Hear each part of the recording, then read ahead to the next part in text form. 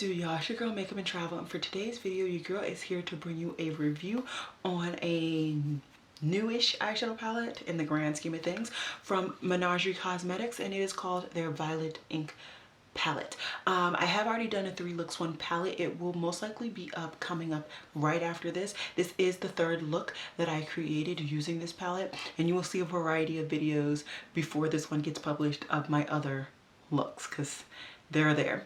But yeah, if you're interested in hearing my ideas and my thoughts on this palette, then just keep watching.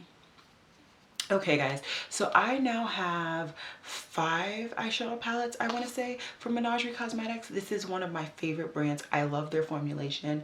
I would say, honestly, dare to say it, my favorite eyeshadow palette formulation overall, above Colored Rain, above Juvia's Place. I truly enjoy their formulation. It's just impeccable. And so I just had to get this palette. This palette screamed me. It has my very favorite color in this baby, and it is purple. This was the very first color that I got eyeshadow in. So I have a very soft spot when it comes to purple eyeshadows in general, let alone this color combination was just so unique. You got both warm shades, you got cool shades, but you got a variety of light to dark. You got dark and light shimmers. It just felt complete. And in doing these 3 eyeshadow looks for you guys on camera, I can tell you without a shadow of doubt, you can get an obscene amount of looks from this palette, even though there's only 6 colors. I have also done a first impressions with this baby. I will have that listed down below, as well as my 3 looks 1 palette. All of the looks have been completely different, in my opinion. Hopefully you guys feel the same. I do have some thoughts on the formulation, but first I'm just going to go ahead and do the swatching. I'm going to do from top row over, top bottom row over. I will of course give you guys the names so you guys know the names as well, and we will just get right into it. So the first one is the first shimmer, and the shade is Mimic. It is a duochrome shade. To me it has like a gray undertone shifting to like a purple. It's very, very unique in my opinion. Next we have Jellyfish, and this is the lightest matte shade. It's pretty pastel in nature. It can be darkened depending on how you apply it to the eye. It is the shade that is in my crease today. Next we have the darkest shade in this palette, and it is called Ink Jet, and it is a very, very dark purple. Honestly, it can turn navy blue depending on the shades that you actually mix it with in this palette. Next you have Iron Grip. It's a mid-tone purple, very pretty, very, very pretty mid-tone purple. Then you have the last shimmer in this palette, and it is called 3 Hearts. It is a nice kind of true purple, just very, very pretty. And lastly we have Octopi, which is another like blurple-ish color. It feels more blue than purple, just like the dark blue, but depending on, once again, how you mix it with the other shades, it can turn purple. So these are the shades swatched out very, very quickly. Only these 6 shades. Now in the 3 looks that I did create with this palette, I did tend to reach for an even lighter inner corner highlight, just when I was already using like Mimic on my lid. For whatever reason, I would use a different color in my inner corner just to give my eyes an even brighter look. That's just a personal preference.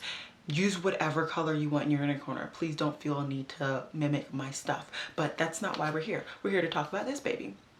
So I personally have seen a change, and I've said this multiple times in multiple other videos, even in my favorite palette review of theirs in the, I don't remember the name. Let me just get all their palette. So I apparently lied. I only have 4 palettes only. But anyways, I have seen personally a difference when it comes to the formulation of these eyeshadow palettes since they switched from their original manufacturer to their current manufacturer. I have specified that in previous videos, mainly in their Whale Song palette, because that's where I truly saw as dramatic of a difference as I thought. I did also see a difference between the Dragon Child and the Feral, but not necessarily a huge difference. I think it was just the color combination that really gave me a difference. Anyways, we're here to talk about their Violet Ink palette. Now with this, I'm still seeing that same difference. Now the mattes are still very pigmented, very blendable. I will say that these mattes feel a little bit more powdery than their previous mattes. Not saying that the previous mattes aren't powdery, because they are, but these just feel even more powdery. Specifically Jellyfish, I already have a decent dent in that eyeshadow, and I have used it maybe 4 or 5 times now. So I feel as though that's a lot of product kick-up that I have established in that one shade alone. The other ones I have established some kick-up into, but that shade has just been extraordinary amounts of kick-up in my opinion. These shimmers also feel a lot harder to actually pick up on my brush. And so because of that, I'm having a harder time actually getting the metallicness that I know Menagerie Cosmetics previous palettes to really show up on my complexion. Now, that is not to say that if you put a glitter glue down or if you spray your brush, you're not going to get it. But in their previous palettes, I've not had to do so much. So for me, the formulation of this palette is not the best. I would say, honestly, I'm not feeling the formulation. I would say it's pretty much a C for them. Pretty disappointing in my opinion, but the color scheme and the variety of shades that they chose is what sets this palette apart from even my other purple palettes. I truly enjoy that aspect. Would I recommend this palette? Honestly, I don't know. I'm probably gonna lean more towards no. I love the color scheme. I love the eyeshadow looks that I've been able to create, but like I said, the kick up is just a lot, and the fact that I'm having difficulty picking up these shimmers, it just doesn't seem worth it. It just seems as though you can get other purple shades from other brands that maybe not has be this particular variety, but you can pull from different single brands, or maybe get another palette that has a general feeling of this, but just not this same formulation. That is my personal opinion on this. I didn't say earlier, but it's 12 grams of product in this palette.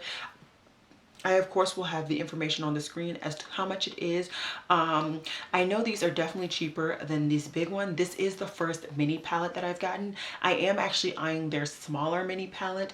Will I get the big one? I don't know. I don't really reach for neutrals all that much, and that neutral palette isn't really gravitating towards me. I think it's pretty, but I have a feeling I'm not really going to reach for it, kind of the way that I feel about their Feral palette. I thought it was pretty and some of the shades were really interesting and unique, but I don't really reach for it or think about this palette.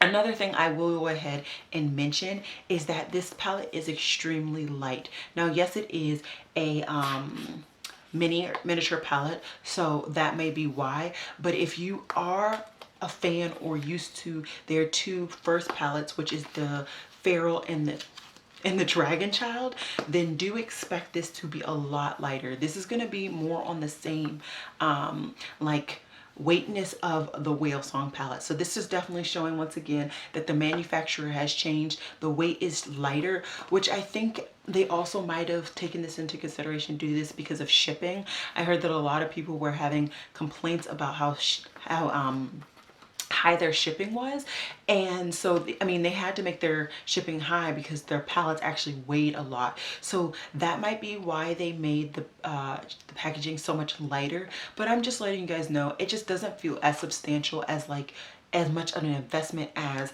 maybe the first two palettes did.